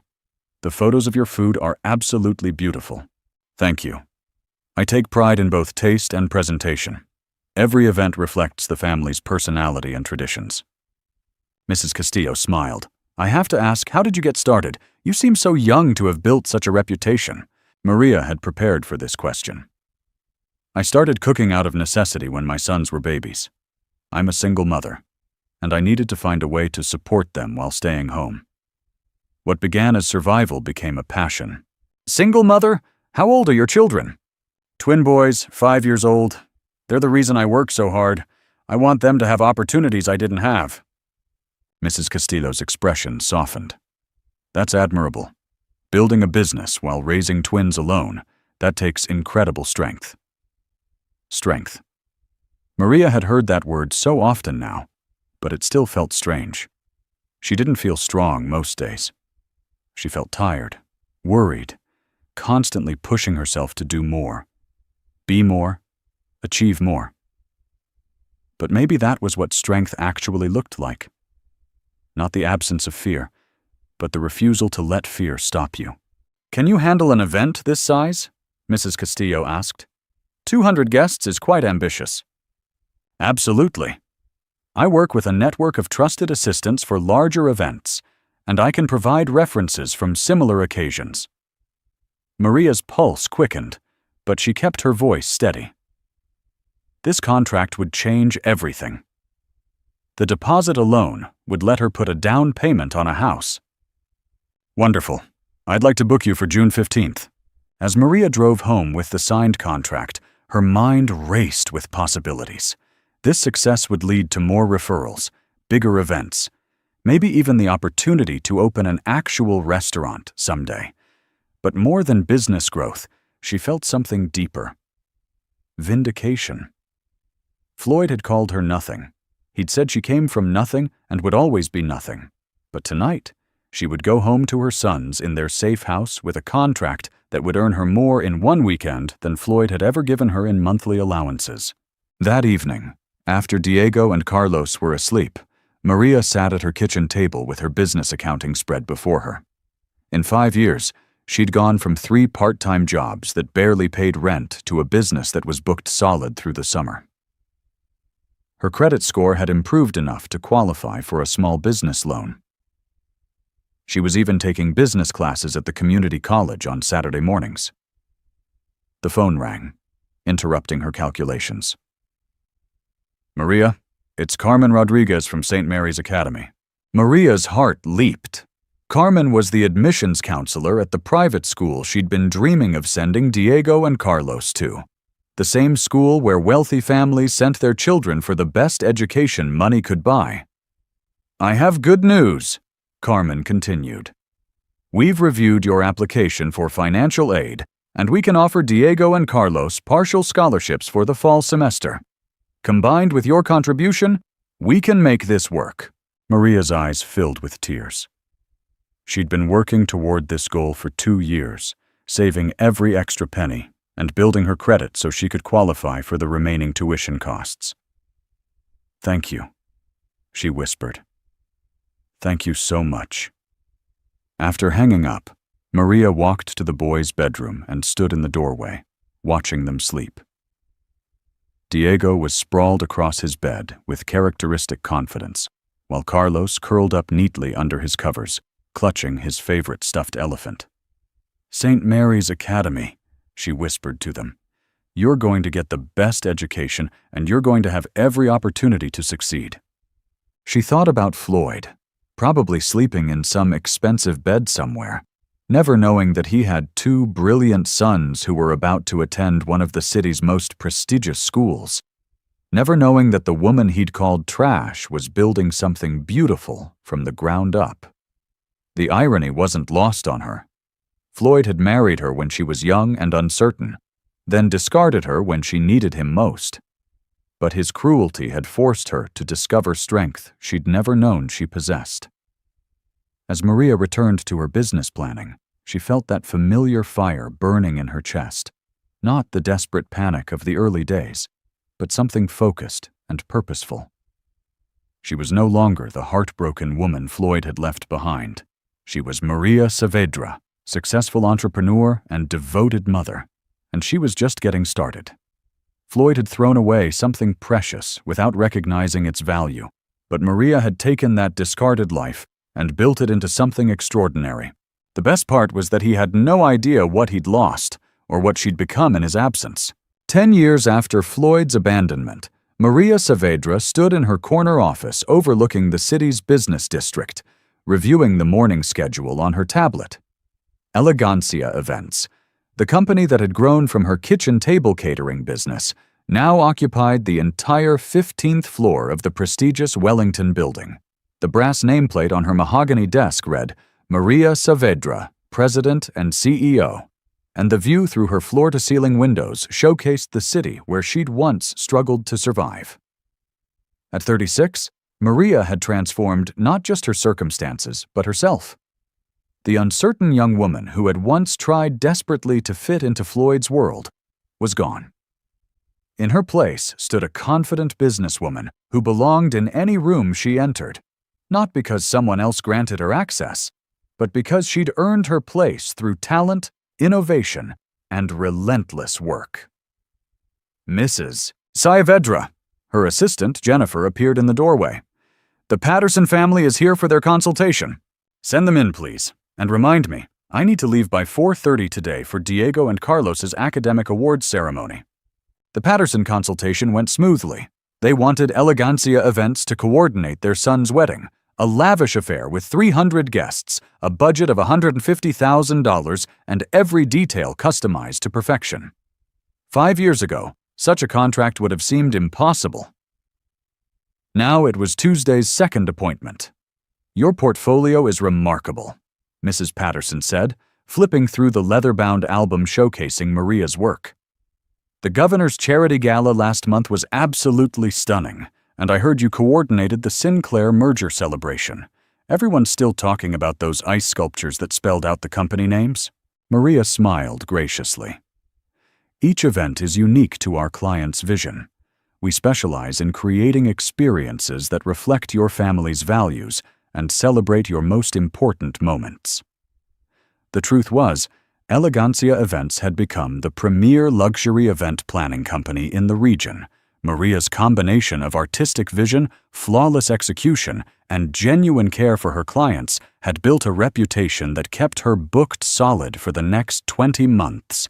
She employed 18 full-time staff members and worked with a network of trusted vendors who competed for the privilege of being associated with her events. But more than the business success, what filled Maria with the deepest satisfaction was watching her sons flourish in ways that exceeded even her highest hopes. At 4:15, Maria left the office early to attend Diego and Carlos's awards ceremony at St. Mary's Academy. The private school had been the best investment she'd ever made, not just for the education, but for the confidence it had given her sons. She arrived at the prestigious campus and was struck by how natural it felt to walk through the marble hallways lined with portraits of distinguished alumni. The first time she'd brought the boys here for their entrance interview, she'd felt like an imposter. Now, as one of the school's major donors and a member of the parent advisory board, she belonged here as much as anyone. Maria, Sarah Henderson, mother of one of Carlos's classmates, waved her over. I was hoping to catch you. Did you get my message about the spring fundraising committee? Yes, I'll be happy to coordinate the silent auction, Maria replied. Elegancia Events will handle it pro bono, of course. Sarah beamed. You're incredible. I don't know how you manage everything. Your company, the boys, all your community involvement.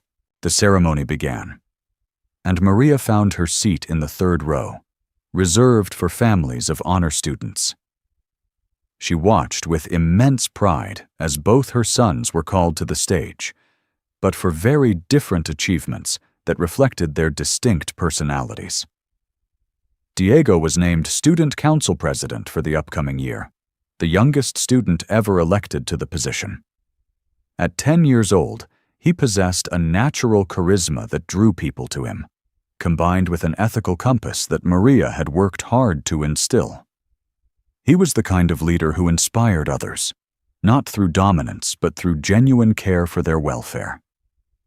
Carlos received the Creative Arts Excellence Award for a short story he'd written about a single mother who built a business empire while raising twins. His teacher had submitted it to a national youth writing contest, where it had placed second among thousands of entries. Carlos had inherited Maria's emotional intelligence, but combined it with an artistic soul that saw beauty and meaning in everything around him. When they returned to their seats, Diego leaned over and whispered, "Thanks for being here, Mom. I know you had important meetings today." "There's nowhere else I'd rather be," Maria whispered back, meaning every word. Carlos, more observant than his brother, studied her face carefully. "Are you proud of us?" The question caught Maria off guard. "Sweetheart, I'm so proud of you both that I sometimes can't breathe from the joy of it. You've become such remarkable young men." "Good," Carlos said seriously, "because we're really proud of you too. Tommy Henderson's mom said you're the most successful woman she knows." Later that evening, after celebrating at the boys' favorite restaurant, Maria tucked them into bed in their beautiful home in Riverside Hills. The house was a testament to how far they'd come. 5 bedrooms, a gourmet kitchen where Maria still loved to experiment with new recipes, and a backyard where the boys could play soccer with their friends. "Mom," Carlos said as she kissed his forehead, "can I ask you something that might be hard to answer?" Maria sat on the edge of his bed, recognizing his serious tone. "Of course, sweetheart. Do you ever think about our father? Not like missing him or anything?" he added quickly. "But wondering what his life is like now." The question was more complex than Carlos probably realized. "Sometimes," Maria admitted, "but not the way I used to." "How did you used to think about him?" Diego asked, appearing in the doorway in his pajamas. Maria considered how to answer honestly, without burdening them with her pain. "For a long time, I thought about him with hurt and anger. He'd made me feel worthless, and I carried that feeling around like a heavy stone." "But not anymore?" Carlos asked. "No, not anymore. Now, when I think about him, I mostly feel curious. I wonder if he's happy, if he ever thinks about the choices he made, if he knows what he missed by not being part of your lives." Diego climbed onto the bed beside his brother. "Do you think he knows about us, about what we've accomplished?" Maria pulled both boys close, overwhelmed by their maturity and insight. "I think there are probably moments when he wonders what happened to us, but honestly, it doesn't matter anymore. Whether he knows or not, we built something beautiful without him. Sometimes I wonder if we would have been different if he'd stayed," Carlos said quietly. "Different how? Maybe not as close to you. Maybe not as strong, I guess. Like we had to learn to take care of each other because it was just us 3. Maria felt tears prick her eyes. "You know what? I think you're absolutely right. The 3 of us became a team because we had to, and that made us stronger than most families ever get to be. Plus," Diego added with 10-year-old pragmatism, "if he was the kind of person who could leave his pregnant wife, we probably wouldn't have liked him very much anyway." As Maria turned out the lights and headed to her own room, she reflected on the journey that had brought them here. 10 years ago, she'd been broken, desperate, and convinced she was nothing. Tonight, she was the CEO of a successful company, the mother of 2 extraordinary children, and a respected member of her community. She'd proven Floyd wrong in every possible way. But more importantly, she'd proven something to herself. That worth isn't determined by someone else's opinion, no matter how cruelly they express it. Standing at her bedroom window, looking out at the city lights, Maria allowed herself to imagine what Floyd's life looked like now. Was he happy? Had he achieved everything he thought he wanted when he'd thrown away his family for someone better? The questions no longer came from a place of pain or even curiosity about reconciliation. They came from a place of genuine wonder about the path not taken. Floyd had made his choice based on what he thought would bring him happiness and success. Maria had made hers based on love and responsibility. Looking at the life she'd built, the sons she'd raised, and the respect she'd earned in her community, Maria knew without a doubt which choice had led to real fulfillment. She had learned that the best response to cruelty isn't revenge. It's building a life so meaningful and joyful that the person who tried to diminish you becomes irrelevant to your happiness. Floyd had called her nothing, but his opinion had long since lost any power to hurt her. Maria Saavedra was everything she'd chosen to become, and that transformation had been accomplished entirely through her own courage, love, and refusal to accept someone else's definition of her worth. Floyd Short stood on the balcony of his downtown penthouse, surveying the city below with the satisfaction of a man who believed he owned everything within sight. At 38, he had methodically achieved every goal he'd set for himself. A real estate empire worth millions, political connections that opened doors throughout the state, and now, the perfect woman to complete his carefully constructed image. But lately, in quiet moments like this, Floyd found his mind wandering to places he'd thought he'd permanently closed off. The silence of his perfect life had begun to feel hollow, and he couldn't shake the nagging sense that something essential was missing from all his success. "Darling, the wedding planner is here," Stephanie Williams called from inside the apartment, her voice carrying that breathless quality that had initially charmed him. "She wants to go over the final guest list." Floyd straightened his Italian silk tie and walked back into the living room, where Stephanie was arranging herself elegantly on their white leather sofa. At 28, she embodied everything he'd convinced himself he wanted. Blonde, beautiful, and from exactly the right kind of family. Her father owned a chain of luxury hotels across the Southeast. Her mother sat on the boards of 3 prestigious charities, and Stephanie herself moved through high society with the effortless grace of someone born to privilege. She was, Floyd had told himself repeatedly, his perfect match. Unlike his first marriage, this relationship made sense on paper. 2 successful people from similar backgrounds building a life that would be the envy of everyone who mattered. Mr. Short, the wedding planner, a severe woman named Ms. Chen, looked up from her tablet. "We have confirmations from 243 guests so far. The mayor's office called to confirm his attendance, and Senator Morrison's wife will be representing their family." Floyd nodded with satisfaction. This wedding would be the social event of the season, 500 guests at the Grand Belmont Hotel, with dinner catered by the city's most exclusive restaurant and entertainment provided by a jazz quartet that usually performed for heads of state. More importantly, it would be a public validation of his choices. Everyone who mattered would witness his triumph, proof that he had chosen correctly when he'd ended his first marriage for something better. "What about the press coverage?" Floyd asked. 3 newspapers will cover the society pages, plus Lifestyle magazine wants to do a 6-page feature spread, Ms. Chen replied efficiently. "This will definitely be one of the most photographed weddings of the year."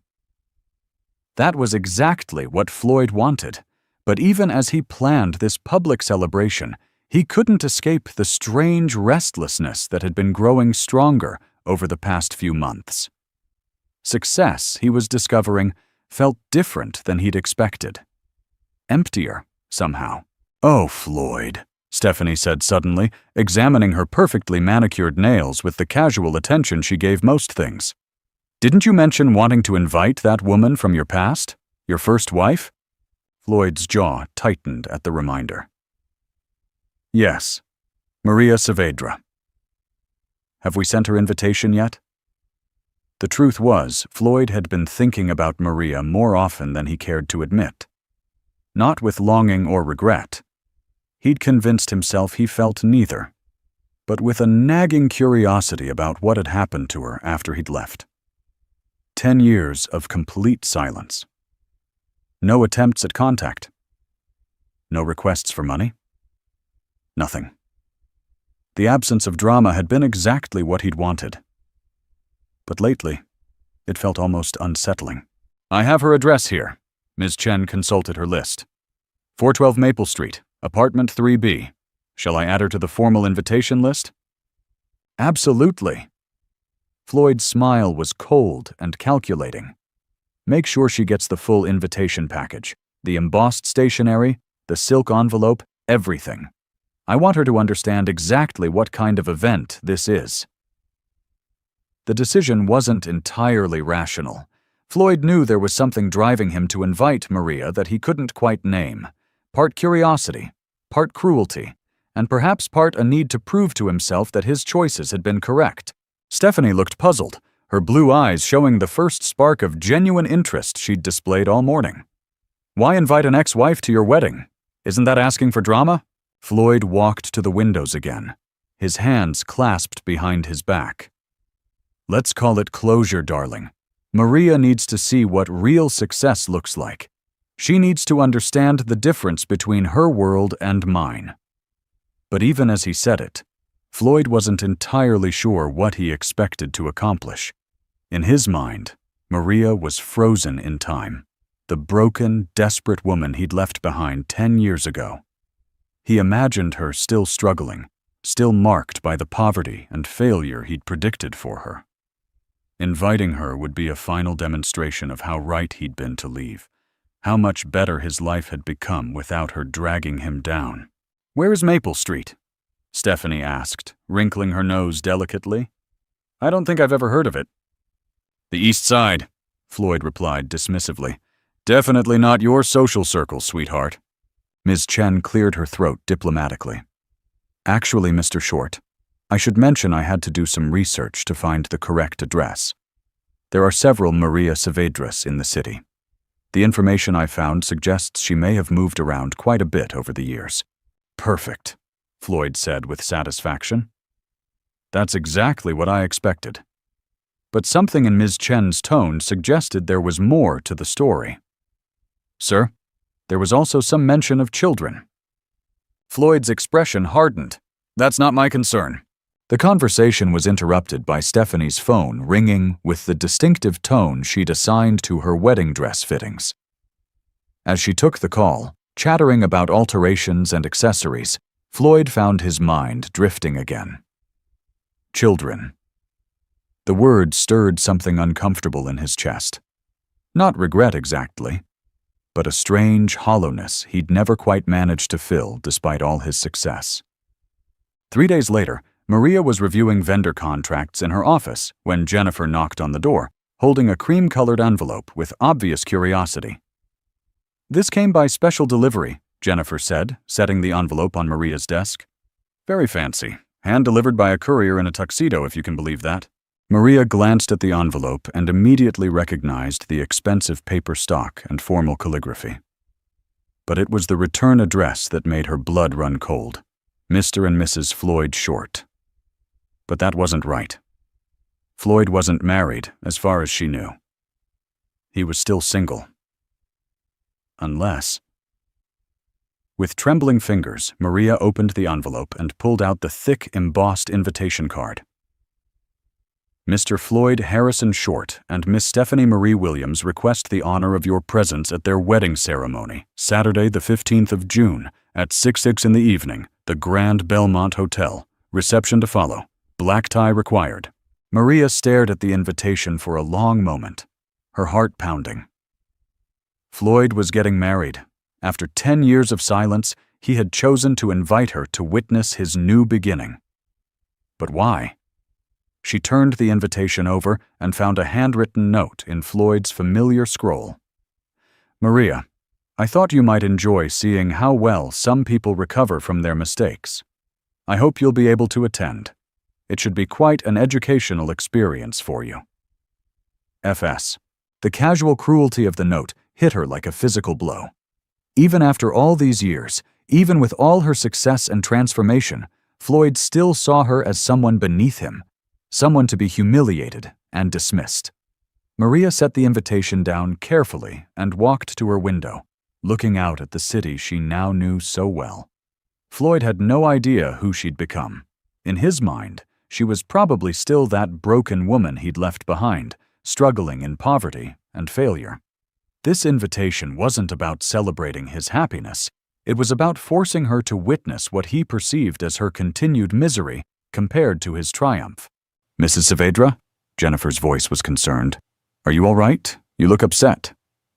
Maria turned back to her assistant, forcing a smile. "I'm fine. Just an invitation from someone I used to know. Must be quite someone to send such an elaborate invitation." "Oh, he thinks he is," Maria said quietly. After Jennifer left, Maria sat back down at her desk and read the invitation again. The Grand Belmont Hotel. She'd coordinated events there many times. Black tie required. She had a closet full of designer gowns now. The 15th of June. She was currently free that evening.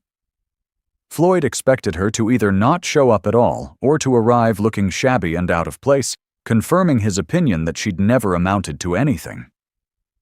He wanted to parade his success in front of her, to prove to himself and his new society friends that he'd been right to discard her. What Floyd didn't know was that Maria Saavedra was no longer the woman who could be intimidated or humiliated. She was no longer someone who would shrink away from a challenge or hide from confrontation. She picked up her phone and dialed Elena's number. "Elena, it's me. Are you free for lunch today? I have something interesting to show you." An hour later, Maria and Elena sat in their favorite cafe, the wedding invitation spread between them on the small table. Elena's eyes were wide with disbelief as she read Floyd's handwritten note for the third time. "I cannot believe this man," Elena said, her voice rising with indignation. "After 10 years of silence, he invites you to his wedding just to humiliate you. What kind of person does that?" "The kind of person who needs to prove he was right about everything," Maria said calmly, sipping her coffee. "He thinks I'm still that desperate woman who begged him not to leave." "You're not going, right?" Elena's voice was firm. "You're going to ignore this nonsense and throw the invitation where it belongs." Maria was quiet for a long moment, studying the elegant script on the invitation. "Actually, I think I am going to go." "Maria, no!" Elena reached across the table and grabbed her sister's hand. "Why would you put yourself through that? You've built such a beautiful life. Why give him the satisfaction?" "Because," Maria said slowly, a smile beginning to form on her lips. "He's expecting to see the old Maria, the broken, poor woman he left behind. He has no idea who I've become." Elena's expression shifted from concern to understanding. "You want to show him what he lost. I want to show him exactly what he threw away when he called me nothing." Maria's voice was steady and sure. "I want him to see Diego and Carlos, his sons that he never wanted. I want him to see the successful businesswoman I became, the life I built from the ashes he left behind." "The twins?" Elena breathed. "You're going to bring the boys?" "They're 10 years old, Elena. Old enough to handle a formal event, and definitely old enough to see their mother celebrated for who she really is." Maria's eyes sparkled with purpose. "Floyd thinks he's setting up my humiliation. Instead, he's giving me the perfect opportunity to show him the truth." Elena was quiet for a moment, then a slow smile spread across her face. "You know what? You're absolutely right. That man has no idea what's coming for him." "None at all," Maria agreed. "He's about to learn that when you throw away something precious, you don't get to decide what it becomes in your absence." She folded the invitation carefully and put it back in her purse. "I need to start planning. The boys will need formal wear, and I'll need something spectacular to wear." "This is going to be expensive," Elena warned. "Are you sure you want to spend that kind of money just to prove a point?" Maria thought about all the years of struggle. All the nights she'd cried herself to sleep wondering if she was strong enough to raise her sons alone. All the times she doubted herself because of Floyd's cruel words. "Elena," she said firmly, "there's no amount of money I wouldn't spend to show Floyd Short exactly who he's dealing with now."